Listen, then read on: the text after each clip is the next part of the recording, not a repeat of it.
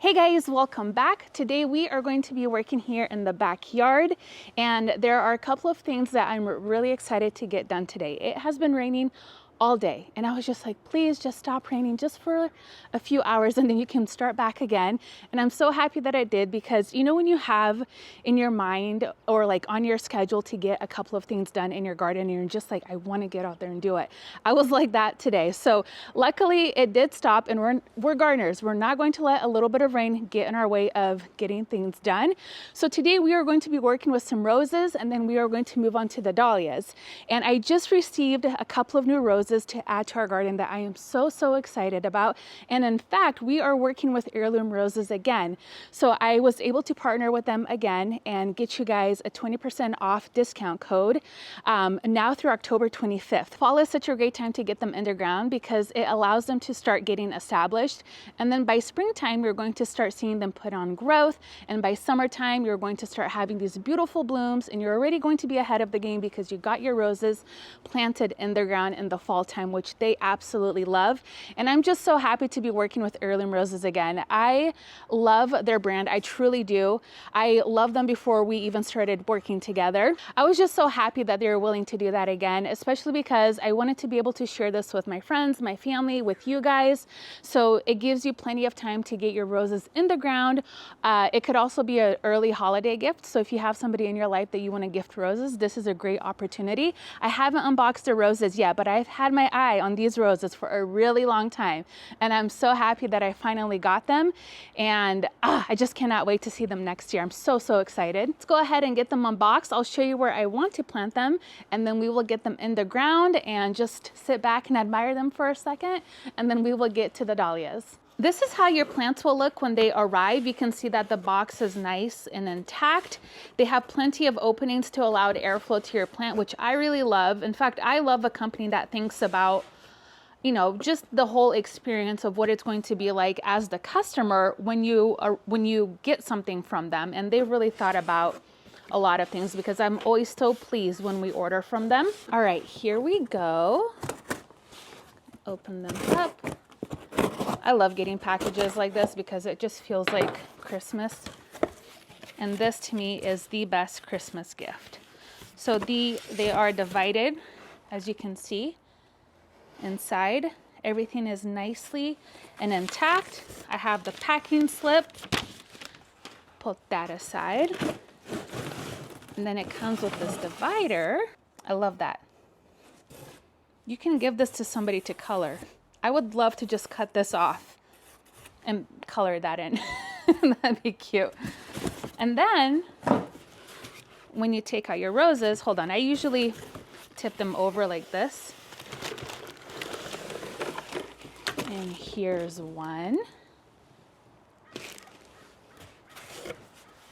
And number two. Look at that. So the first rose that was sent is the Perfuma Earth Angel, and I'll put the specs up on the screen for you guys, but this one is just so lovely. It has the just like pale, kind of like a pale pink color to it, and I love the shape of this one so much, and I just think it's so romantic. And oh my gosh, and look at how beautiful that plant is. That is lovely. And then the second one, this one I've been trying to get my hands on for a while, and I'm so happy that they were in stock, because I sometimes have a hard time finding certain varieties. But the great thing about heirloom roses is that they have such a huge inventory of roses. And this one is a David Austin. Is this just a tag? Yes. And this one is called Teasing Georgia. And I know it may not look like much right now, but you guys, this is such a beautiful climber. I am going to plant it on an obelisk. And this is just one of the ones that I've been so excited to get. And it's a David Austin, which I love David Austin roses. So anyways, these are the two that we are going to plant. And one thing I wanted to mention about this one is probably one of the highest rated scented ones, and I love scented anything. To me, scent is such an important element in the garden, so anytime I can plant either a shrub or a rose or a flower that has a scent, it's such a win for me, because again, I think it all adds to that experience of being in the garden. When you walk by something and you get a whiff of it, you're just like, what is that? And so that is something I'm constantly looking for when I'm planting or designing or thinking about, you know, what I want a space to give me. It's scent is right there at the top of my list with everything else. So here's what I'm thinking. I'm going to plant the Perfumer Earth Angel right over here. I do have some of this Thai basil over here, but these are annuals. I use this for cut flowers and arrangements. These will be all gone pretty soon. So I'm going to just come in here with the Earth Angel, and it's going to be a little bit tight, but that's okay, because again, these are going to be gone. I might just trim a couple of these back, and I'm going to plant it right here, because this tree, this is our burgundy jewel of maple, it might be moved. We're not sure yet, because this one is also struggling with too much sun. So it may be that we move this tree to the side garden, which I'm very excited about, because our neighbor just took down that tree. So now that whole space feels completely different. And the reason why I want to have rose kind of here on the path of the cut flower garden is because this is where I walk a lot. In fact, I probably am out here, gosh, every single day. I at least take this path in our garden. So I want to make sure that this is a place where I can walk by and just again get that beautiful whiff of that scent that I am so excited about. And I think here is going to just be a lovely spot, and this will just fill in beautifully right over here. And then our teasing Georgia, she is going to go, let me squeeze by here, right over here in this obelisk. Let me see if I can just, I might have to move this out. There we go. And oof, doing this one-handed is not great. Put that there. And then I'm going to put it right here, because this is going to add vertical interest back here, and it will draw your eyes with that beautiful two-tone yellow color right over here. What do you guys think? I'm so excited about this one. Now, obviously planting things that are in full bloom is a lot more fun, and there's more gratification because it's like instant color, instant impact. But I am learning this year to practice patience. That's the word I'm looking for, because I typically get really upset this time of year because things are slowing down. The dahlias are, you know, it's almost time for them to go to bed, and we dig them up, and all of our annuals and the roses have slowed down too. And then I think about, but look at all of the beautiful things I'm planting right now and that I have to look forward to next season. So again, that's another reason why planting in the fall is such a great idea, because sometimes you forget that you planted something there, and all of a sudden you see it starting to bloom and you're like, oh my gosh, I forgot. So at least I'm that way. So yes, I know planting things when they're in full bloom, it's always fun, but this also gives me something to look forward to that's also very exciting. So I'm gonna grab my shovel, we'll get a little bit of biotone, and then we will get these in the ground.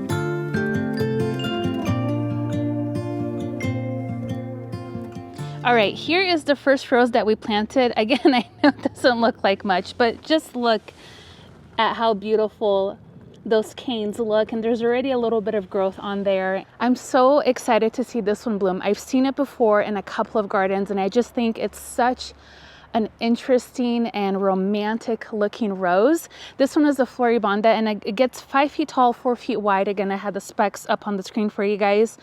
And I'm excited about the fragrance, but I'm excited about the shape because it has this beautiful peony look to it. And I think it'll be so special to use in arrangements. And I'm just excited to see it get nice and full over here. Now let's take a look at the Teasing Georgia. Now here is the Teasing Georgia. And I think I'm most excited about this one because I have a hard time really falling in love with a lot of yellow roses. There are several that I really love, but this one in particular, it kind of has like a two-tone to it that I'm excited about. And this one will get about 12 feet. It can get up to 12 feet tall. And this obelisk is only 7 feet. So I may need to get something a little bit bigger, but this is really sturdy. So I think it actually will be fine. And again, it'll just bring your eyes back here when you're out here in the cut flower garden or anywhere in our garden. I just want to see that beautiful yellow just climbing up. I think it's going to look so stunning in this area back here. I am really excited about these two new additions to the garden. When we started developing this space, our main focus was going to be trees in the beginning because we like to get our bigger things in. And now that we've kind of established that in this area, I really want to focus in on other things like shrubs and perennials and annuals. We do grow a lot of cut flowers in the landscape, one because I love all the color and it's a great way to utilize space if you don't have a lot of it. Obviously, we have a pretty nice size cut flower garden, but you can never have too many in my opinion.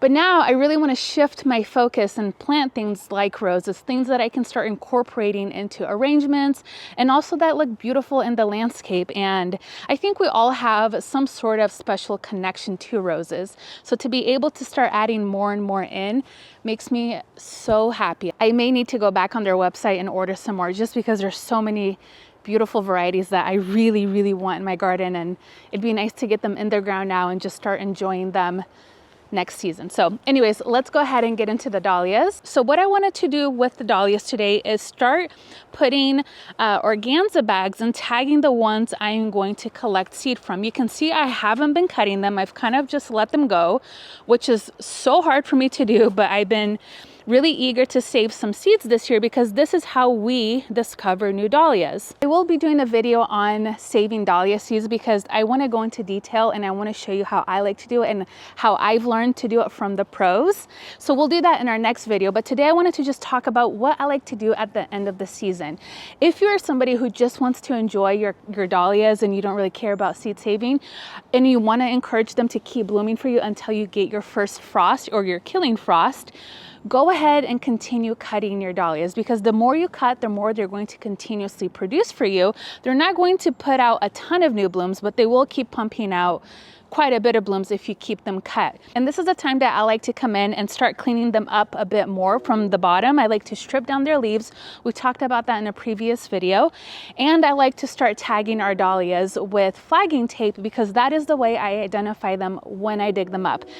This is something that can be a little bit annoying to do, but I promise you, if you label and tag all of your dahlias now, it is going to be so much nicer when you're planning and where you're going to plant them next year. So tagging dahlias and identifying them is such an important thing to do. And it's something that I try to get better and better at every year because sometimes, as you guys know, when we order dahlias and we plant them, sometimes they bloom and they're not the ones that you ordered. And sometimes it can be really frustrating, but these things happen. It's okay. So I like to make sure that I have them all identified. There are still maybe like 4 or 5 in here that I'm like, I did not order you. So who are you? So I'm trying to identify them, and I might have to just reach out to some of our dahlia farmer friends and get their opinion on some of them. But anyways, so that is what I like to do at the end of the season. Again, you don't need to worry about fertilizing at this point in time because they are going to be getting hit by the frost here relatively soon. For us, it's usually like the first week of November. So we still have a bit of time with them, which makes me happy. But at this time, I really just want to let them go to seed, and I want to harvest seeds, multiple seed pods or seed heads from several varieties. And I'll show you, again, we'll talk about that in detail in another video, but I'm just going to go around and I'll show you how I like to tag them for the ones I'm going to collect the seed heads from. So I like to use these organza bags. And the reason why I like to do this part first is because I will still come in and cut some of them and use them in arrangements. But I want to make sure when I'm cutting, I usually go a little bit fast, that if there's an organza bag on there, I'm not going to touch it. So your dahlia seeds need several weeks to develop, and we'll talk more in detail about that in our next video. But this is what I do. I come here and I'll find the ones that are starting to be ready, like this one, and I'll just put a little organza bag over it. That way I know not to cut that one. And I'll usually do this with several seed heads on the same plant. So somebody's testing some weird noise machine out there. So if you hear that, I'm sorry. And then over here, we will also tag, these are, I'm gonna peel some of these petals off, and I will just go around and take several of these. And these again are super inexpensive. You don't even need to do this part, but again, anything that makes my life easier and just saves me time every day and makes things more efficient, I am going to do that. I am somebody who believes in efficiency. And let's see, let's walk down. Gosh, there's so many that I'm just so excited about. Might leave that a little bit. The crummy thing is that it rained and some of these got really icky. So I'm just going to gently pull just the petals, and then we will do this. And by the end of it, you'll just see a bunch of little organza bags everywhere. And I think that's good for this row here.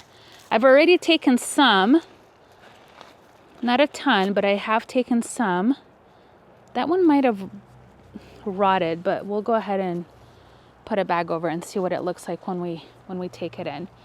Let's see. I think that's good. So the point of this is I wanted to show you what I like to do just to streamline my process a little bit better. And it's just, again, you can just go ahead and cut them, but if I do this, it saves me time because I know tomorrow is going to be seed harvesting day. So now this is already like prepped and ready to go. I have my labels out. I have all of my stuff that I need to properly do it and not get, all confused and mix things up. So it's starting to rain again, and I will continue working in the rain. I'm not afraid of that, but I can't really film too well in the rain, so I'm just going to show you what I like to do. This is the flagging tape that I like. You want to use something that just rips easily so you're not sitting there making a bunch of cuts. I did that one year, and if you're OCD, you can, but you just need something quick like this. And then I usually like to use a gardener's marker because I think it lasts longer. That's my lip gloss. Hold on. Where's my marker? All right, here we go. So I have a Sharpie with me, but what I like to do, see the plant tags that we've already placed in here. So for example, this one is KA Desert Rose. So what I'll do, I'll come in and strip the bottom leaves because that is just going to make life much easier. And we do this throughout the year anyway. So a lot of them don't have too many leaves, but they grow so quickly. So once we've stripped a lot of these leaves, we can start to see the stalks a lot easier like this. And when we dig up our dahlias, we leave, about 12 to 16 inches of the stalk because that will help us dig them up before we start dividing them. So I like to leave them long when I dig them, and then I'll cut them shorter, and then we get into dividing. So, and then I'll just put the variety, Desert Rose, KA, and then I just wrap it around each stalk. And I know this is annoying and you think, why would I do this? But trust me, it's such an important thing to do if you're somebody that likes to keep track of all of your varieties. So there you go. And I do this to every single dahlia that we have. That way when we're digging them, nothing gets mixed up. There's no guessing game. It's all there. All right, well, those clouds came out of nowhere. It literally feels like nighttime and it's only 6 o'clock right now. Like the whole sky, I'll take a picture and post it so you guys can see, but it's just wild how dark it got. So I'm not going to be able to continue filming, but with the roses, I'm going to go ahead and just get them watered in. You don't need to worry about fertilizing this time of year just because they're going to be dormant soon. I did use some of that Biotone starter fertilizer. That's really there just to help the root development. Again, it's not going to help with putting on size, but it's there to get those beautiful roots nicely established.